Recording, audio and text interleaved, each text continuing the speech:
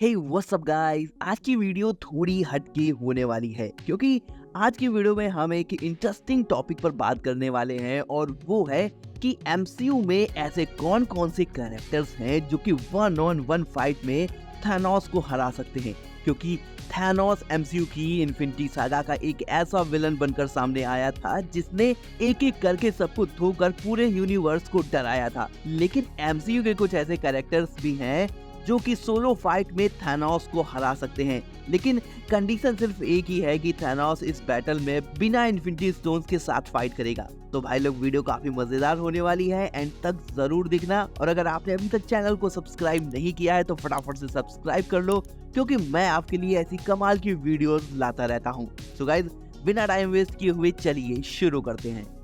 List में पहला नाम है वांडा मैक्सिमॉफ का, क्योंकि वांडा पहली ऐसी कैरेक्टर है जिसने दिखा दिया था कि वो थैनोस को इजीली डिफीट कर सकती है। वेल गाइस, आपको बता दूं कि एवेंजर्स एंड गेम में वांडा ने अकेले दम पर थैनोस को कड़ी टक्कर दी, जहां बिग थ्री यानी थॉर, कैप्टन अमेरिका और आयरन मैन मिलकर थैनोस का बाल भी बांका नहीं कर पा रहे थे। वहीं वांडा ने आके थैनोस के अगेंस्ट एक इम्प्रेसिव फाइट दी और तकरीबन उसे हरा ही दिया था। सो गाइस, वांडा अपने कियोस मैजिक और रियलिटी वैर्पिंग पावर्स के साथ इतनी स्ट्रॉन्ग है कि अगर थैनोस के पास इन्फिनिटी गॉन्टलेट ना हो तो वांडा थैनोस को इजीली हरा सकती है। वही गाइस, अगला कैरेक्टर है captain Marvel. So guys, captain Marvel को एवेंजर्स का सबसे स्ट्रॉन्गेस्ट कैरेक्टर के रूप में दिखाया गया है। एवेंजर्स एंड गेम में जब थैनोस कैप्टन मार्वल की फाइट होती है तो एक टाइम पर कैप्टन मार्वल पर थैनोस के पंचेस का कोई असर नहीं हो रहा था, पर जब बाद में थैनोस ने इन्फिनिटी गॉन्टलेट से पावर स्टोन निकालकर हमला करा, तब जाकर वो कैप्टन मार्वल को फाइट से हटा सका था।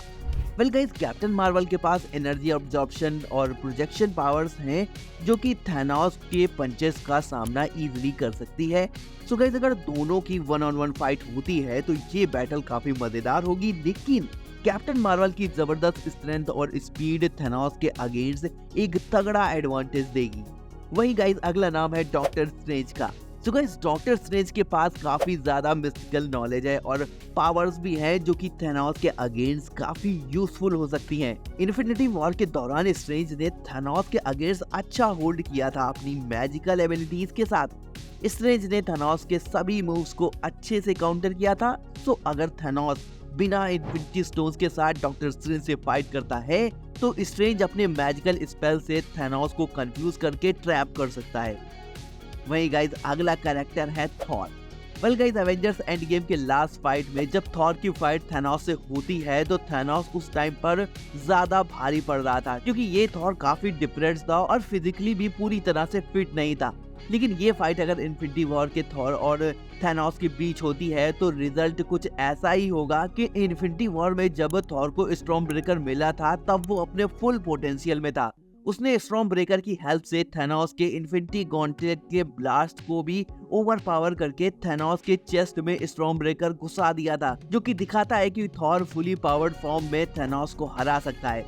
वेल, अगर थॉर फोकस्ड और रेडी हो तो स्पेशली अपनी फुल पोटेंशियल के साथ हो तो उसकी स्ट्रेंथ और एसगार्डियन पावर्स थैनोस को डिफीट कर सकती हैं।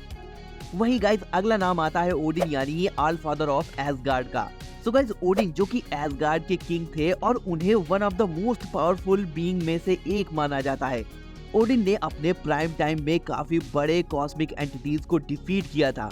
एसगार्ड का रूलर होने के नाते उनके पास गजब की डिवाइन स्ट्रेंथ और मैजिकल पावर थी। अपने मैजिक से उन्होंने लोकी को एक नया अवतार दिया था, साथ ही म्योनिर जैसे वीपन को इंचैंट करके हैमर को एक यूनिक स्टेटस दिया, जिससे सिर्फ वो ही लोग उस वीपन को उठा सकते हैं जो कि इस हैमर के लिए वर्दी होंगे। सो गाइस, थैनोस के साथ वन ऑन वन फाइट में ओडिन की नॉलेज और कॉस्मिक पावर्स उसे हराने के लिए काफी होंगे। जहाँ कुछ फैंस की थ्योरी तो ये भी कहती है कि थैनोस ने केवल ओडिन के डर से अपने प्लान्स को एग्जीक्यूट नहीं किया था। गाइस, इसके बाद नाम आता है हेला का। गाइस, हेला ओडिन की पहली संतान है। एसगार्ड की कॉजेज ऑफ डेथ होने के नाते उसकी पावर एसगार्ड से ड्रॉ होती है, और वो कितनी पावरफुल और ब्रूटल है ये हम लोगों ने थॉर रैग्नारॉक में तो देख ही लिया था। अपने एक हाथ से थॉर का सबसे फेवरेट वेपन म्योनिर को तोड़ दिया था। साथ ही थॉर के सबसे पावरफुल अटैक्स को भी बड़े आराम से झेल लिया था। गाइस, ये सब ये दिखाता है कि हेला की स्ट्रेंथ कॉम्बैट स्किल्स और वीपन को समन करने की एबिलिटीज बहुत ज्यादा है, जो कि उसे थैनोस के इक्वल बनाती है। साथ ही हेला के पास इमोर्टैलिटी का भी एडवांटेज है, जो कि उसने थैनोस के अगेंस्ट जीत दिलाने में मदद कर सकता है। और दोनों के बीच बैटल अगर होती है तो ये एक डेंजरस फेस ऑफ होगा। वही गाइस अगला नाम आता है दी हल्क का। वेल गाइस, थैनोस ने हल्क को इन्फिनिटी वॉर के शुरू में बहुत बुरी तरह से धोकर डिफीट जरूर किया था, लेकिन मुझे लगता है कि एमसीयू में जिस तरह से हल्क को पोर्ट्रे किया गया है वो हल्क की असली पावर नहीं है। द इनक्रेडिबल हल्क मूवी में हल्क की गजब की स्ट्रेंथ और रेज को दिखाया गया है।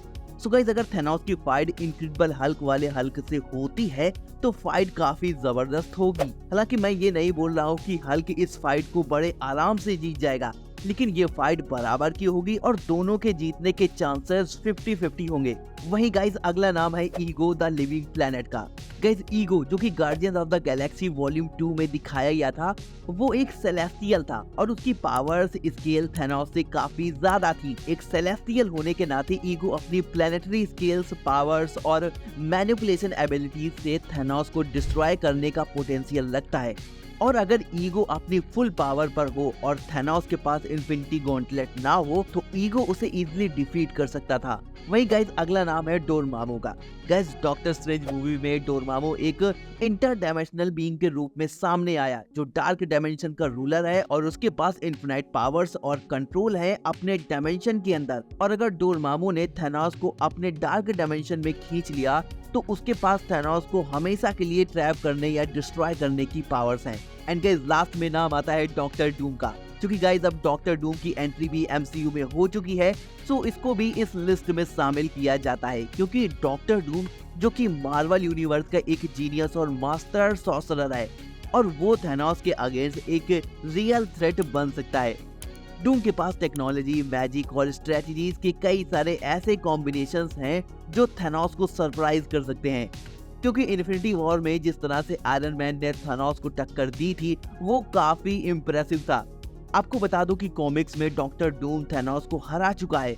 सो गाइस, 1-on-1 बैटल में डूम का पोटेंशियल अनबीटेबल है, स्पेशली जब उसके पास टाइम हो अपने प्लान्स को एग्जीक्यूट करने का। तो भाई लोग, ये थे कुछ ऐसे कैरेक्टर्स जो कि एमसीयू में थैनोस के अगेंस्ट एक 1-on-1 बैटल में जीतने के चांसेस रखते हैं। आपको क्या लगता है कौन सा कैरेक्टर थैनोस को इजीली हरा सकता है, और किस कैरेक्टर को आप फ्यूचर में थैनोस के अगेंस्ट देखना चाहते हो? मुझे कॉमेंट सेक्शन में जरूर बताना। बाकी वीडियो अच्छी लगी हो तो यार वीडियो को लाइक कर देना, चैनल को सब्सक्राइब कर देना, क्योंकि मैं आपके लिए ऐसी वीडियोस लाता रहता हूँ। सो गाइस, मिलता हूँ आपको अपनी नेक्स्ट वीडियो में। Till then be safe, bye.